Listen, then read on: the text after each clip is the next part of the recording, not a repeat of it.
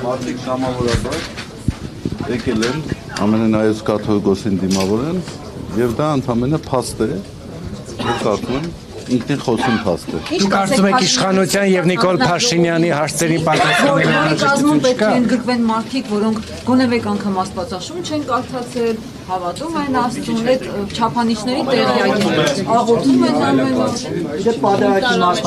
Դժվարանում եմ որևէ մեկնաբանություն անել, կարծում եմ մեկնաբանությունները ինքներդ էլ հետևություններ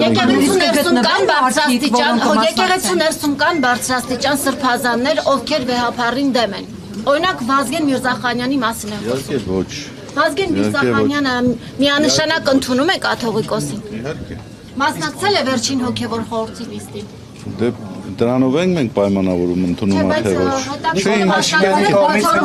հարցերին պատասխանել կան թե չկան։ Բացառում եք, որ հոգևորականներից կմասնակցեն Փաշինյանի հանձնաժողովին։ Ես ձեզ ասեմ, մենք ինքներս բազմաթիվ հարցեր ունենք եւ այդ հարցերը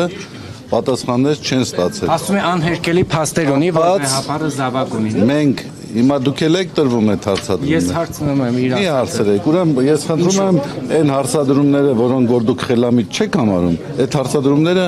մի տարածեք։ Աննա Հակոբյանը խոսում է մանկապիղծ հոգևորականների մասին։ Այդ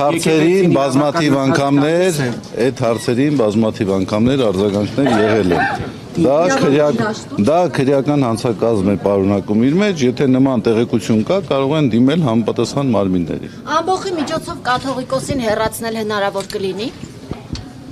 Գիտեք, բռնի ուժով ամեն ինչ էլ հնարավոր է անել, բայց ես կարծում եմ, որ մենք ապրում ենք, չէ, քաղաքակիրթ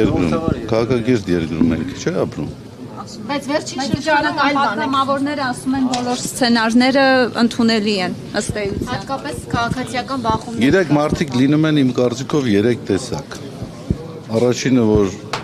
ասում են ճիշտ, երկրորդը, որ ասում են սուտ, եւ երրորդը, որ ինչ ուզում են ասում են։ Հիմա ինչ ուզող ասող մարդիկ հավանաբար շատ կան։ Ինչ ուզեն կասեն։ Ինչու են պատերազմ հայտարարել եկեղեցու սրբազան։